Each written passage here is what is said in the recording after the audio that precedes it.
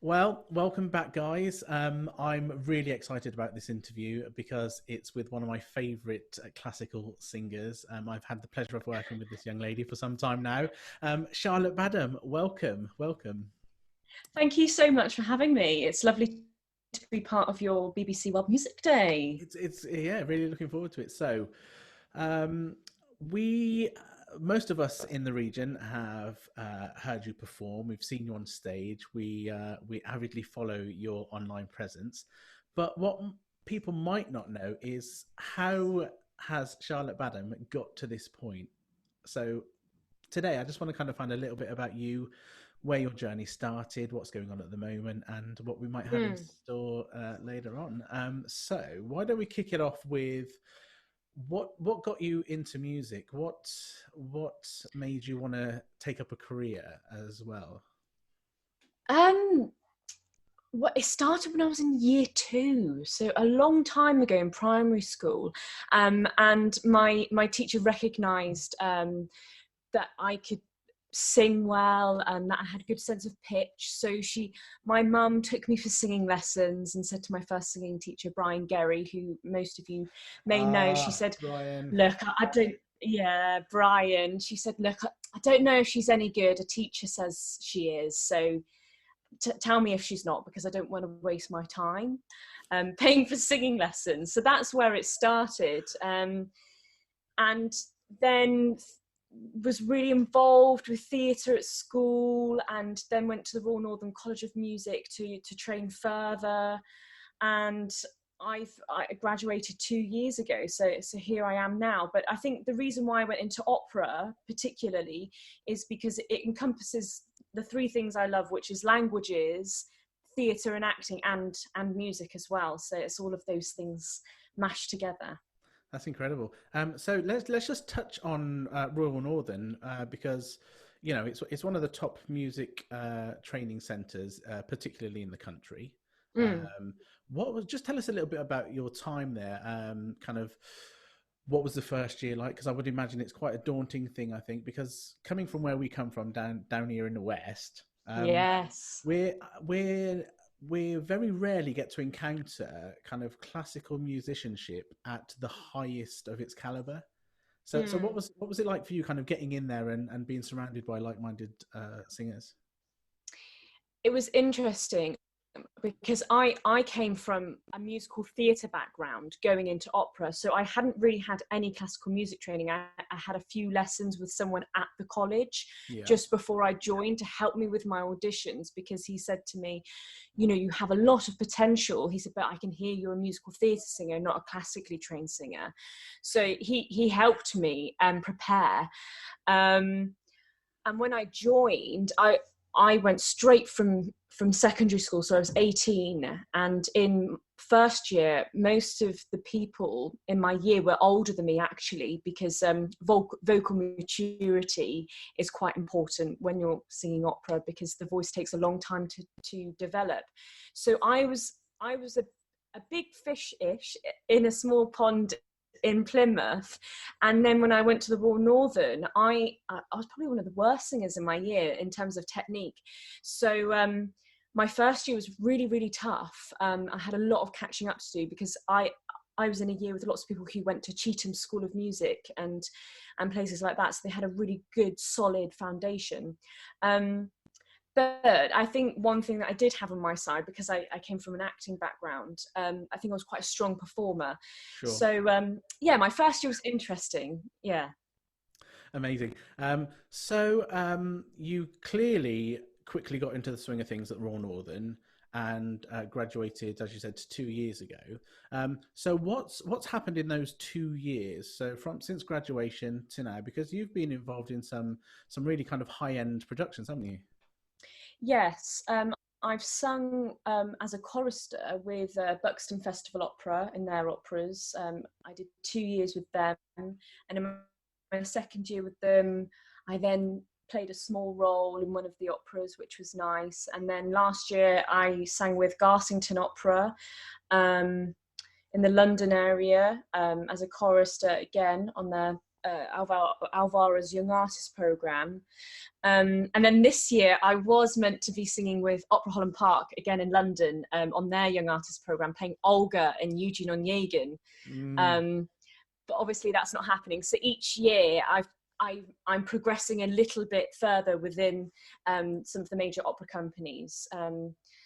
So yes, I'm getting there gradually, and hopefully we'll become a soloist one day on the opera stage. You've also performed outside of the UK, haven't you? You've done some stuff on the continent. Yes, I've performed in Florence, which was amazing, in this beautiful old Renaissance hall, and I sang at the Théâtre des Champs-Elysées in September with Garsington Opera, and I've performed at the Notre Dame Cathedral as well in Paris. Wow, so some really kind of iconic, notable performance spaces there in Europe, which is fantastic. So lockdown happened, and us musicians, I think for a fair while we were all kind of stuck in limbo, saying, yes, okay, I've spent a lot of time and invested a lot of effort into honing, developing, creating a certain skill set, and suddenly we are faced with possibly not being able to use them, which has been tough for lots of people. Some people have just gone, okay, that's fine, I'm just going to take a step back and just hold off. But for you, Charlotte, you've kind of stuck with it, and you're kind of I think your creative side has really shone through, because you're still delivering some content online, aren't you? Yes, well, it's forced my hand to be a bit more prominent on social media platforms. I mean, I was involved in them before, but I think especially the classical and opera world, we weren't really prepared for it, and it's forcing people to think in new and creative ways. And I think it's really important to start engaging a younger audience as well, even more so than we do now. I mean, there are projects and things out there, but one thing that has struck the opera industry really hard is that we have elderly audiences. So when we come back from this, even when we are back to some form of normality, our audiences may be reluctant to still come to the theatre, depending on what the situation is. So yeah, I feel like it's been my responsibility as an artist to start thinking in different ways and putting more content online. And one of the things I've been doing is arranging Cornish folk songs and writing different harmonies and recording myself on the a cappella app, which has been really fun, just to engage a different audience, and that's been received quite well, actually. It's quite remarkable, actually, how even for myself, my skill set is conducting, and it's really hard to even consider utilizing that in this new virtual online digital environment, because effectively, who am I going to conduct? So for me, again, it's about upskilling and trying to find new ways to engage and interact with people. What I really like is that you've touched on engaging a younger audience. When I graduated, for me, it was about starting to break down some of those barriers that have surrounded classical music making, either orchestrally or chorally. And I think a big way and a big step forward to doing that is tapping into that younger generation. And COVID and lockdown has it's a bit of a double-edged sword, because had it not come about, I would have been going on my daily business, as I always have done, and engaging with the same kind of audience base that I have been. But now everything's having to go online, and it's been really nice actually seeing some younger viewership and some younger engaging. So you have been delivering some content online as well, particularly using the a cappella app. Just tell us about that a little bit more. So I roughly know what it is. It's kind of, you get to record yourself and then record yourself again and again and again, and then merge them together. You just have several windows. I mean, I don't know how many windows you can have up to, but I've been doing 3 to 4 parts, and it's really simple. It's an app that I have on my iPad. I set it up. I record one line of music and then the next, and it just joins it together for you. So it's really simple, actually. It sounds like great fun. And really handy. Yeah. So Post lockdown, anything in store? I mean, it's really hard to know when we're going to come out, but I asked this to someone else I was interviewing. What is going to make Charlotte Badham unique when she comes out of lockdown? What's going to be your unique selling point?